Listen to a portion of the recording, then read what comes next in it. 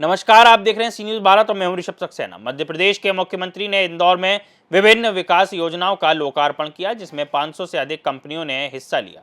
मुख्यमंत्री ने इस अवसर पर कहा कि हमारी सरकार ने जो संकल्प लिया वह केवल कागजी स्तर पर नहीं रहेगा, बल्कि हम इसे धरातल पर उतारने का काम करेंगे। उन्होंने कहा कि यही कारण है कि आज इतने सारे लोकार्पण हुए हैं जो राज्य की प्रगति को नई दिशा देंगे। मुख्यमंत्री ने बताया कि सरकार ने डिजिटल नवाचार, रचनात्मक शिक्षा और स्किल डेवलपमेंट के एकीकृत प्लेटफॉर्म के रूप में IRCTC को इस क्षेत्र में स्थापित करने की योजना बनाई है। इसके अलावा कृषि नवाचारों को बढ़ावा देने के लिए IIT इंदौर में एक एग्रीटेक सेंटर ऑफ एक्सीलेंस स्थापित किया जाएगा, जो आर्टिफिशियल इंटेलिजेंस और क्लाउड टेक्नोलॉजी के आधार पर काम करेगा।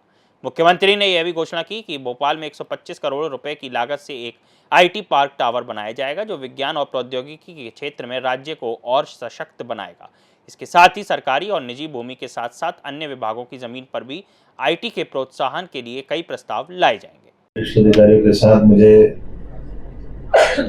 खास करके GIS के 60 दिन भी पूरे नहीं हुए हैं और हमने दोनों तरह से काम करना चालू किया है कि GIS में जो ऑफर हमको मिले, जो MOU हुए हैं, उनके कामों को धरातल पे उतारना, खास करके अलग अलग सेक्टर के GIS में भी। ये आज हमने जो इंडस्ट्री कॉन्क्लेव, खास करके टेक, खास ये हमारी अपनी सभी प्रकार की पॉलिसियों से लेकर के जितने नीचे प्रकार से काम करना चाहिए, जितने प्रपोजल आए थे साइंस टेक्नोलॉजी डिपार्टमेंट के माध्यम से हमारी इंडस्ट्रियों के 99 प्रस्ताव आए जो MOU हुए थे, उसमें 25% प्रस्तावों का भूमि पूजन या लोकार्पण हुआ है।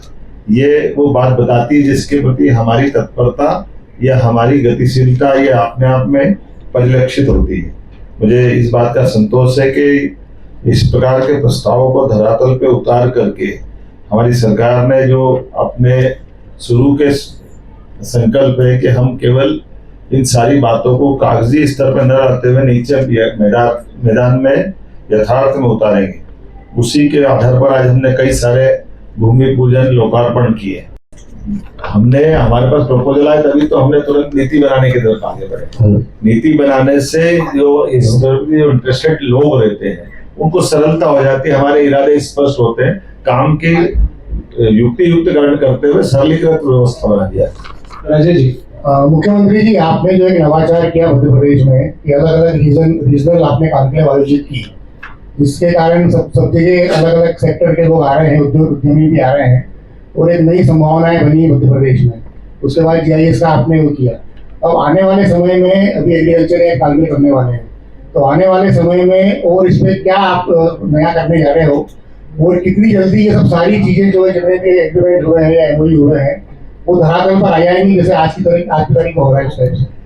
देखिए, आपने अच्छा प्रश्न किया। हमने GIS के करने तक सभी विभागों की समेकित रूप से एक एक इंडस्ट्री कॉन्क्लेव में सबको जोड़ा था।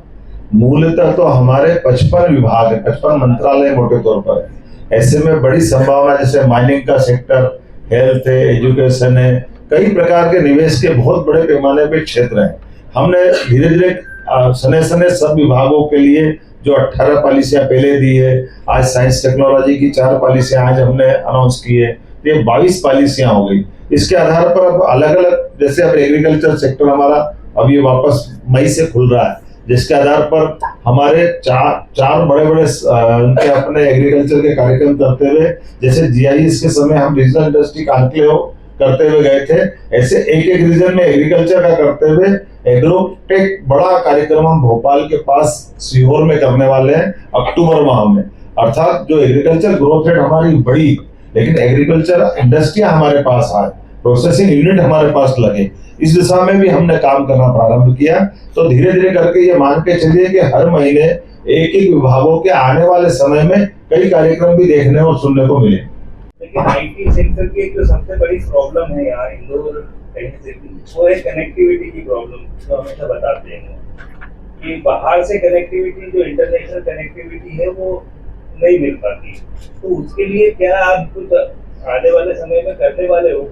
एक अच्छा दोहा है कबीरदास जी का, धीरे धीरे रे मना धीरे सब कुछ होए, माली सींचे सो घड़ा ऋतु आए फल होए। सब होएगा, चिंता मत करो, धीरे सब होएगा।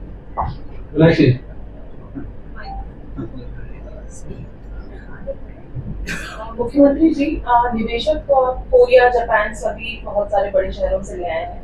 अब आपका क्या प्लानिंग है, स्पेशली मध्य प्रदेश के जो छोटे शहर हैं जैसे नर्मदापुरम है, शहडोल है, इन जगह टैलेंट पूल को कैसे लाया जाएगा? देखिए, आप ये इसको इस तरह से समझिए, टैलेंट पूल के लिए, स्किल डेवलपमेंट के भी हमारे काम बहुत सारे चल रहे हैं, लेकिन आप जैसे मोहासा बावई नर्मदापुरम की आपने बात कही है, तो ये हमारे खास करके नवकरणीय ऊर्जा को सेक्टर को लेकर के जितनी आप अंदाज लगा लो, 200 हेक्टर हमने जमीन निकाली, 200 तुरंत चली गई, तुरंत 400 और निकाली, 400 भी चली गई। आज की स्थिति में 1000 हेक्टर जमीन हमारी गई तुरंत। हम आज भी यहाँ जब मैं बात आपसे कर रहा हूँ तो आज भी कई सारे निवेशक आए हैं, तो हमारे लिए तो जब ये इंडस्ट्री आ रही तो निश्चित रूप से उससे जुड़े हुए रोजगार के अवसर भी आ रहे हैं, और वो स्किल के आधार पर हम लोगों को ट्रेन भी करेंगे और वो अपने लोग भी लेकर आए।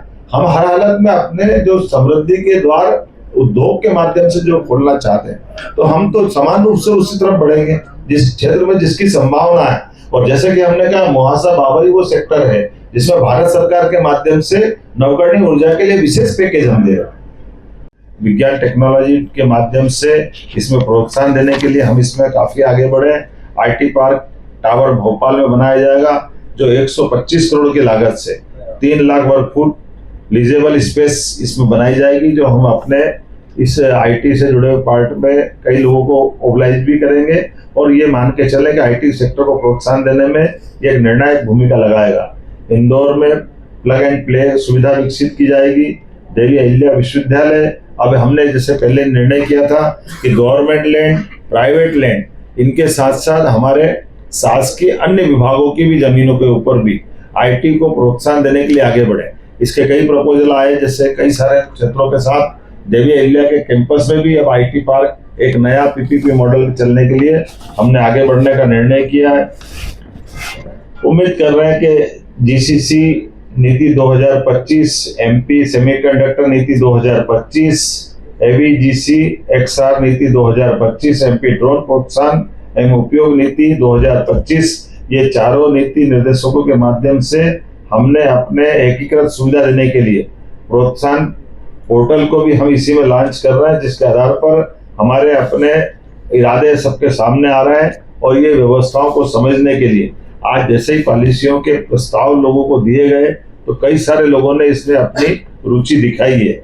मैं उम्मीद करता हूं कि जिस प्रकार का समय चला है, जैसे उदाहरण के लिए आज हमारे बीच पंचशील के माननीय अतुल चौरड़िया जी ने इंदौर के साथ जुड़ करके जो बड़ा प्रस्ताव दिया है।